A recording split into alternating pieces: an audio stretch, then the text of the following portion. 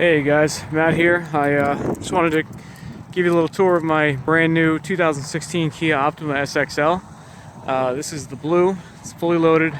I love this car. It just looks great. This is probably my favorite thing about it, is just how great it looks.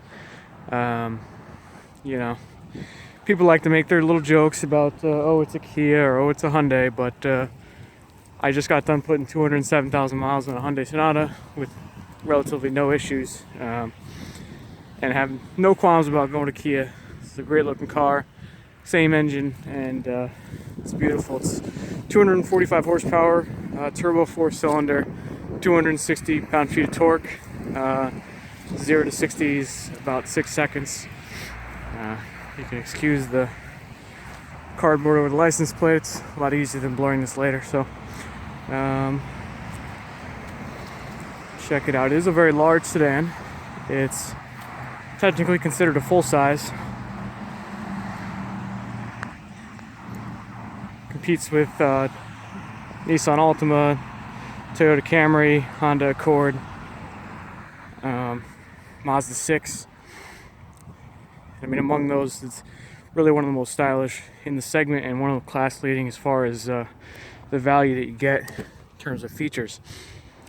This is the interior. This is the black. It only comes with black if you get the blue color.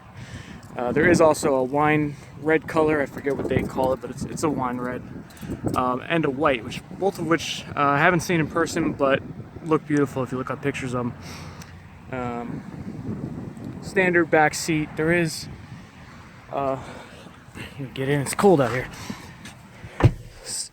Standard back seat, but there is heaters over there, buttons. There's also rear sunshades, which I don't have up right now. I probably should.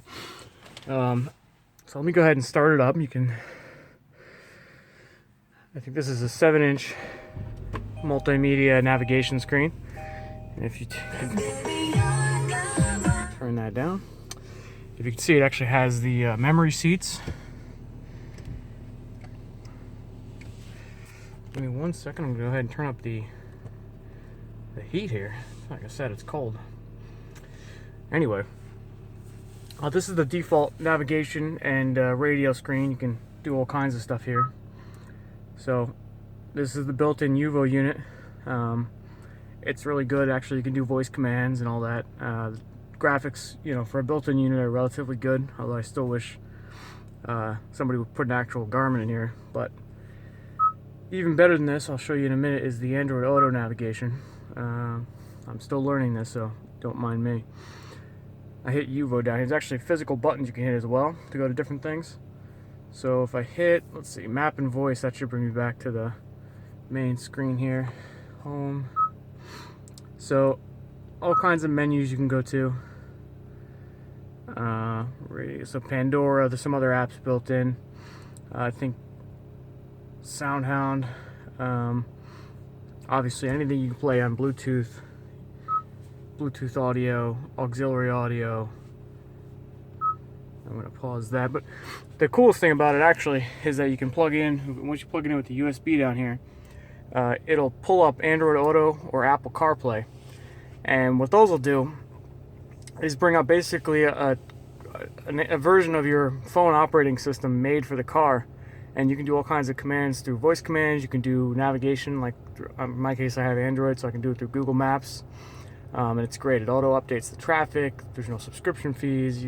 Voice commands. You can say, "Take me to the closest McDonald's," for example, and it would take you. Find where it is. Take you.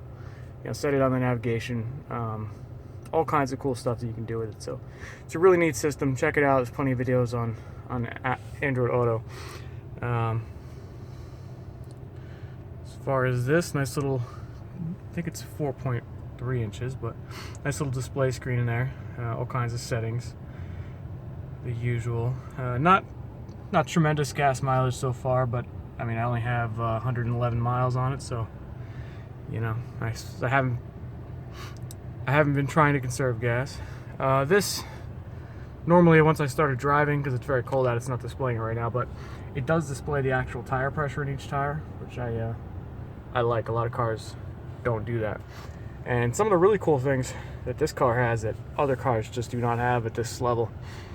is the autonomous braking. So it'll automatically brake if it detects you're going to collide with a pedestrian or another vehicle. It's got the smart cruise control, which is this button I was pointing at a second ago there. And actually what that does is uses radar and cameras to detect the distance to the car in front of you, and it'll automatically slow you down with that car. So I drove, you can see I live close to a main road here. When I go up there, there's traffic and lights and whatnot. And this system, unlike a lot of other smart cruise control systems which are coming out now, this one in the Kia Optima actually goes down to 0. So the benefit of that is you can actually go all the way, to a full stop at a light or in traffic. I live in Connecticut, it's stop and go traffic all the time. So you can come to a full stop and then resume again without having to do anything. There's other systems, a lot of them will cut off at 15 or 20 miles an hour, and you'll have to reset the cruise control. So it's great. I used it the other day. It was fantastic. The only thing with that is if it stops for more than 3 seconds, you've just got to hit the plus button, or you can hit the gas pedal down there. See, nice metal gas and brake pedals there. So yeah, that's one of my favorite features for sure.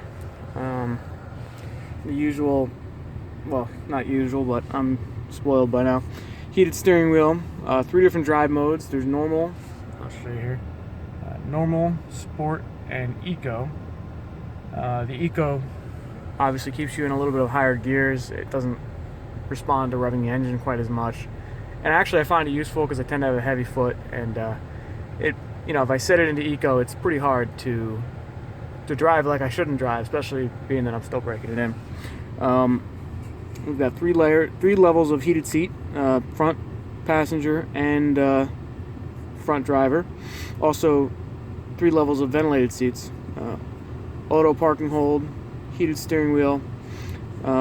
One other cool feature is this is the 360-degree camera. I'll show you so when I put it in reverse, a little bit of a glare on the screen right now because it's like 4 o'clock, but so when I put it in reverse, you can actually see that it comes up with not only a rear view camera, and the rear view camera does have these nice guidelines, but it comes up with the 360-degree camera. And what that does is take 4 camera images and actually paste them around the side of the car, all around it. And so you can see I'm parked up against the corner there. And then you can also switch between camera modes. So we could see just one side or the other if we wanted to. And it's a little hard to see right now because of the glare, but you can. This also isn't the maximum brightness. I could turn it up, but I have to go through all the settings I'm going to do right now. So what this is really nice for is parking, pulling in between cars, parking, make sure you're between the lines. I've used it several times already, it's great. So here you've got the front camera. You can see if, maybe there's something in front of you you're going to run over. The 360, you can kind of get an idea. You see the sides of the garage doors there. So you can tell that I'm not going to hit the garage. Okay. Still going to be careful because I'm filming and driving. This is definitely illegal, but that's okay. So it's pretty neat. I mean, I haven't seen many cars with anything like that. I think the new Nissan Maxima has it, and maybe 1 or 2 other, $40+ thousand cars. You're not going to find much in the $30,000 range with the 360-degree camera. So it's a cool system. Actually, you know what? Let me show you the lights, and then that'll be the end of this video. But one other feature I forgot to mention is the blind spot monitoring, the lane departure warning.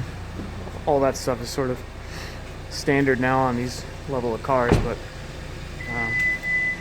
it is pretty cool. You can see I've got the key in my pocket, so it's yelling at me as I get out of the car. But I really like these LED tail lights, and they don't come through, the daytime running lights. And they don't come through on the phone quite as much, the camera here, but they look really sharp. Even the headlights too. Actually, the headlights are HID auto cornering headlights, so as you turn the steering wheel, it'll turn around the corner with you. It's really neat. So anyway, just a gorgeous car. I think I'm gonna black it out. It's just how I roll, but hope you guys like my tour, and if you're in the market, go check it out. It's a gorgeous car, really nice ride. The refinement is extremely improved from the previous generations, and I would highly recommend it. All right.